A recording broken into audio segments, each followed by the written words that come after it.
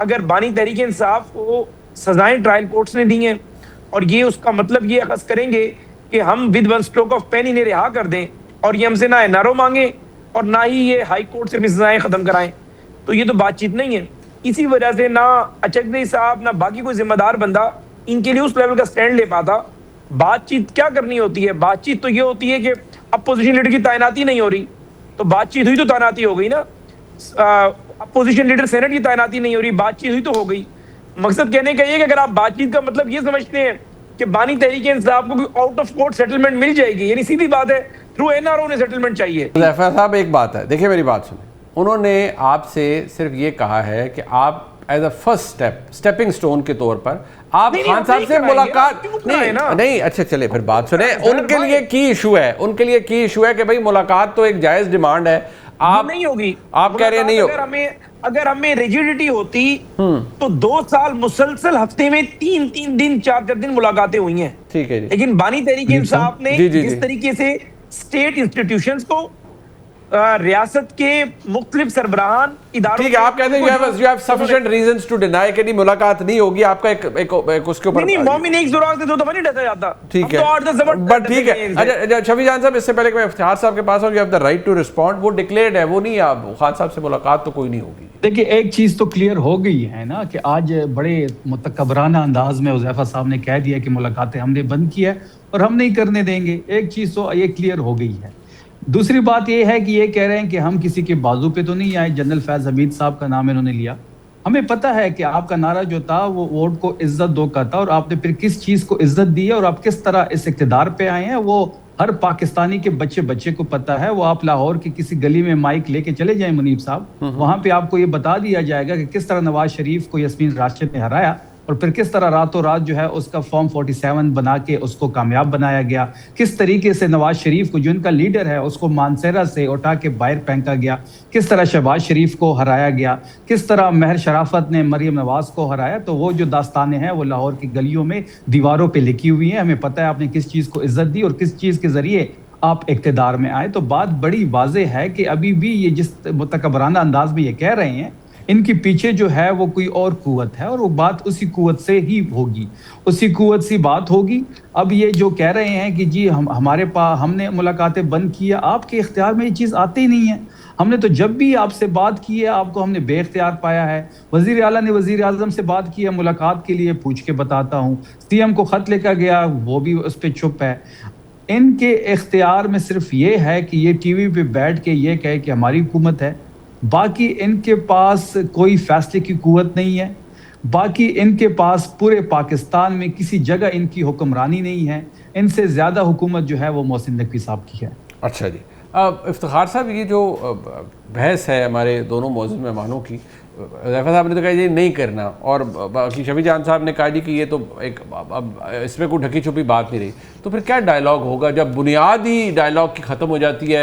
उनकी डिमांड पहली है कि इमरान खान साहब से मुलाकात करें, हुज़ैफा साहब कहते हैं जी नहीं मुलाकात होनी, बात ख़त्म। मोमिन एक सुराख से 2 दफ़ा नहीं डसा जा सकता। नहीं, मेरे ख्याल है हुज़ैफा को इतने वाज़ेह तौर पर ये मौक़िफ़ अख्तियार नहीं करना चाहिए। फ़र्ज़ करें कल सुप्रीम कोर्ट ऑफ पाकिस्तान या पाकिस्तान की कोई आईनी अदालत ये हुक्म जारी कर देती है कि मुलाकात लाजमी होनी है, तो फिर हुज़ैफा का जो ये मौक़िफ़ है ये कहाँ खड़ा होगा? मैं जवाब दूंगा। हुज़ैफा का पॉइंट ऑफ व्यू मैं समझता हूँ, ये इनका एक पार्टी का मौक़िफ़ है, ठीक है, लेकिन हुज़ैफा ये कहता है कि 2 साल तक मुलाकातें होती रहीं। तो फिर अगला सवाल फिर ये हुज़ैफा इसका क्या जवाब देगा कि 2 साल तक मुलाकातें होती रहीं तो फिर 1 साल से मुलाकात क्यों नहीं हो रही? इसका मतलब ये है कि मुलाकातों का इम्कान था, मुलाकातों क्या इजाज़त थी। उन्होंने कहा जब इंतशार बहुत बड़ा तो रोक दी। तो इंतशार कहाँ बढ़ा? देखिए ये तो वो कहते हैं वो बाहर आके उनकी फैमिली या प्रेस कॉन्फ्रेंस करेगी तो इंतशार बढ़ता है। ये तो फंडामेंटल राइट्स हैं कि क्या वो कहते हैं बाहर आके जो वो कहते हैं उसका जवाब देने का हक़ आपको हुज़ैफा पूरा है, आपकी पार्टी को है, आपके मिनिस्टर्स को है, आप एक एक लफ्ज़ का जवाब दे सकते हैं, ये तो कोई बात नहीं हुई। लेकिन हुज़ैफा में ये सोचना पड़ेगा कि वाकई अगर स्टेटमेंट इस तरह ही रहा और रवैया यही रहा कि आपने कहा कि मुलाकात भी नहीं होने देनी, तो फिर मैं समझता हूँ कि हम जैसे लोग जो चाहते हैं कि जमहूरी अमल आगे चले और अगले इंतखाबात से पहले जो फंडामेंटल डिसीजंस हैं इलेक्शन लॉज के बारे में किस तरह का इलेक्शन लॉ में तरमीम की ज़रूरत है, इलेक्शन कमीशन ऑफ पाकिस्तान कौन होगा, कब होगा, कैसे होगा, तो सारी फिर चीज़ें पेंडिंग रह जाएंगी। फिर उन पे तो फिर हम जैसे लोग बात भी नहीं कर पाएंगे। ठीक है, सोचिए ज़रा इस मामले को।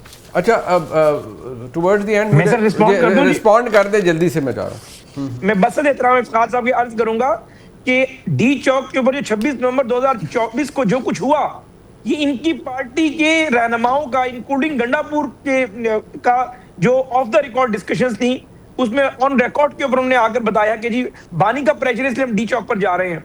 और डी चौक पर जिस तरीके से गोलियां चलाई गई 26 नवंबर चुंगी के ऊपर, जिस तरीके से इन्होंने कहा कि एक सूबे की पुलिस ने हमें रोका हुआ है, लेकिन उस सूबे की पुलिस को कुचल के डी चौक पर पहुंच गए। तो इस तरीके से इख्तिलाफ राय जमहूरियत का हुस्न है।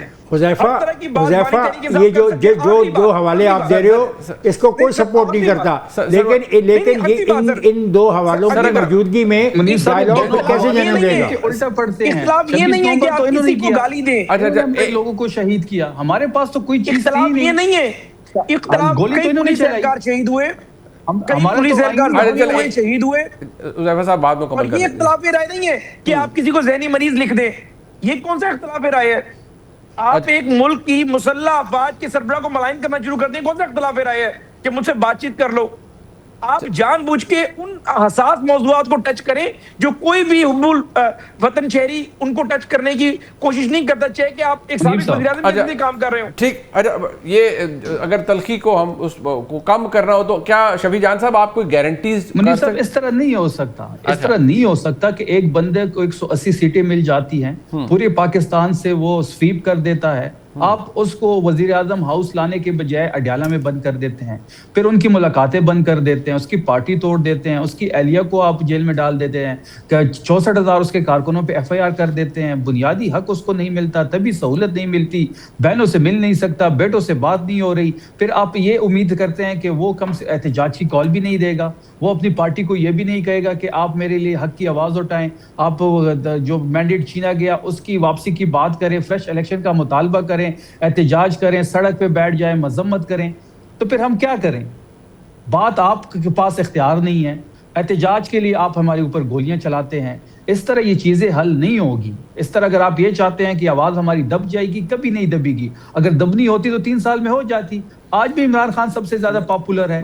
ये जो कहते हैं कि मैं शफी जान, मैं आपसे एक सवाल बिल्कुल डायरेक्ट करता हूँ। आप कहते हैं कि बानी की रिहाई के बगैर पाकिस्तान की सियासत में कोई डायलॉग जन्म नहीं ले सकता, आप ये कह रहे हैं? यही कह रहा हूँ, पहली डिमांड है, उनकी पहली डिमांड ही है।